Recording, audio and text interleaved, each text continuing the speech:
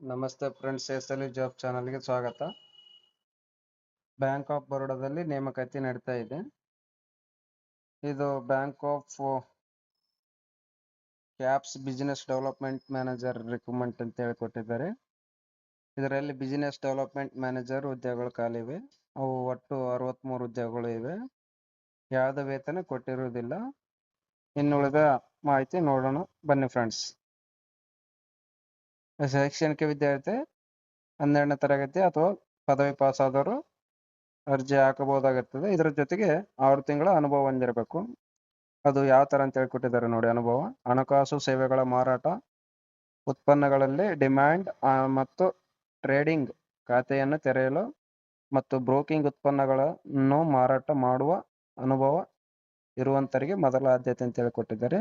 ಮತ್ತು ಎರಡನೇದು, ಮಾರಾಟ ಮತ್ತು ಮಾರ್ಕೆಟಿಂಗ್ ಕೌಶಲ್ಯಗಳು ಹೊಂದಿರತಕ್ಕಂಥವ್ರು ಅರ್ಜಿ ಸಲ್ಲಿಸಬಹುದು. ಅದೇ ರೀತಿ ಗ್ರಾಹಕ ಸಂಬಂಧ ನಿರ್ವಹಣೆ ಕೌಶಲ್ಯಗಳನ್ನು ಹೊಂದಿರೋರು ಅರ್ಜಿ ಸಲ್ಲಿಸಬಹುದು. ಮತ್ತು ಅತ್ಯುತ್ತಮ ಸಂವಹನ ಕೌಶಲ್ಯ ಹೊಂದಿದವರು ಆಗಿರ್ಬೇಕಂತ ಹೇಳ್ಕೊಟ್ಟಿದ್ದಾರೆ. ವಯೋಮಿತಿ ಯಾವುದೇ ವಯೋಮಿತಿ ಉಲ್ಲೇಖಿಸಲಾಗಿಲ್ಲ ಅಂತ ಕೊಟ್ಟಿದ್ದಾರೆ. ಅದೇ ರೀತಿ ಮುಂದುವರೆದು ಅರ್ಜಿ ಶುಲ್ಕ ಯಾವುದೇ ಅರ್ಜಿ ಶುಲ್ಕ ಇರುವುದಿಲ್ಲ ಅಂತ ಹೇಳ್ಕೊಟ್ಟಿದ್ದಾರೆ. ಅದೇ ರೀತಿ ಆಯ್ಕೆ ಪ್ರಕ್ರಿಯೆ ಯಾವ ತರ ಇರ್ತದೆ ಅಂದ್ರೆ ನೋಡೋಣ ಬನ್ನಿ ಫ್ರೆಂಡ್ಸ್.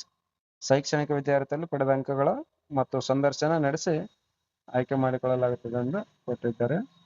ಪ್ರಮುಖ ದಿನಾಂಕಗಳು: ಅರ್ಜಿ ಸಲ್ಲಿಸುವ ಪ್ರಕ್ರಿಯೆ ಪ್ರಾರಂಭವಾಗಿದೆ. ನೀವು ಅರ್ಜಿ ಸಲ್ಲಿಸಬಹುದಾಗಿರುತ್ತದೆ.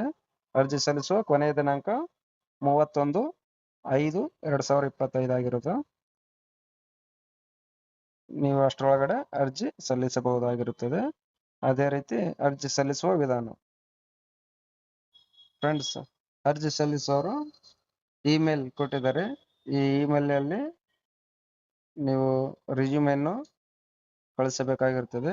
ದಯವಿಟ್ಟು ವಿಷಯದಲ್ಲಿ ಬಿಸಿನೆಸ್ ಡೆವಲಪ್ಮೆಂಟ್ ಮ್ಯಾನೇಜರ್ ಹುದ್ದೆಗೆ ಅರ್ಜಿ ಆಫ್ ರೂಲ್ ಅಂತೇಳಿ ಬರಿಬೇಕಂತೇಳಿ ಕೊಟ್ಟಿದ್ದಾರೆ. ನೀವು ಕರೆಕ್ಟಾಗಿ ಬರೆದು ಹಾಕಬೇಕು. ಇತರ ಯಾವುದೇ ವಿಷಯದ ಅರ್ಜಿಗಳನ್ನು ಸ್ವೀಕರಿಸಲಾಗುವುದಿಲ್ಲ ಅಂತ ಹೇಳಿದ್ದಾರೆ.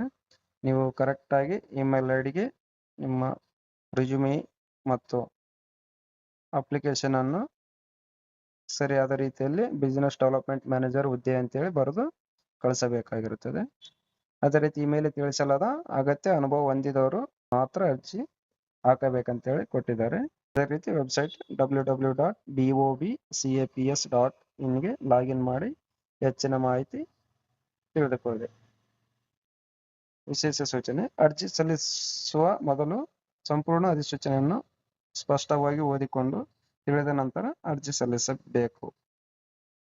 ಈ ಮಾಹಿತಿ ಇಷ್ಟವಾದಲ್ಲಿ ನಮ್ಮ ಚಾನಲ್ಗೆ ಸಬ್ಸ್ಕ್ರೈಬ್ ಮಾಡಿ, ಲೈಕ್ ಮಾಡಿ ಮತ್ತು ಕಮೆಂಟ್ ಮಾಡಿ ಫ್ರೆಂಡ್ಸ್. Thank you.